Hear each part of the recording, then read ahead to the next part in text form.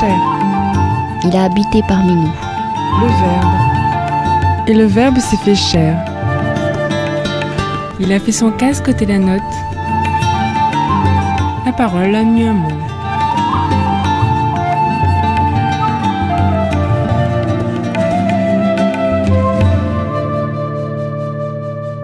Évangile de Jésus-Christ selon saint Jean. Le premier jour de la semaine, Marie-Madeleine courut trouver Simon-Pierre et l'autre disciple, celui que Jésus aimait.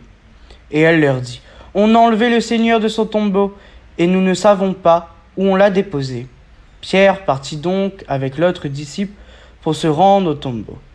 Ils couraient tous les deux ensemble, mais l'autre disciple courut plus vite que Pierre et arriva le premier au tombeau. En se penchant, il s'aperçoit que les linges sont posés à plat. Cependant, il n'entre pas.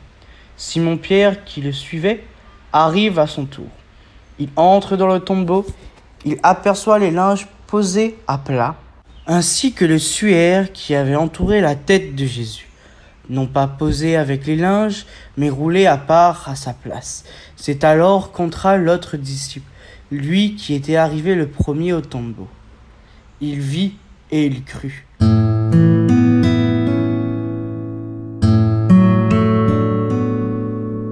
De l'eau et de la lumière, parole de vie.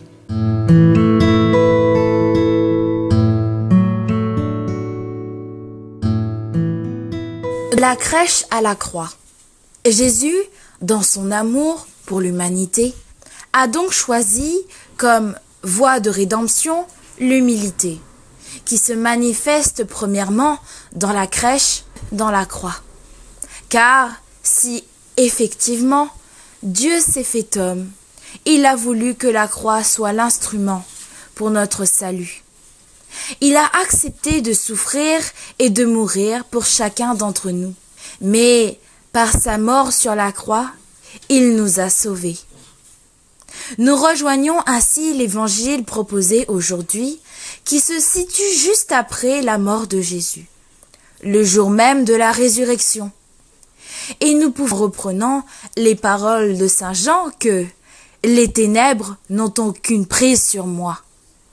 Et encore une fois, la lumière brille dans les ténèbres, et elle brillera à jamais.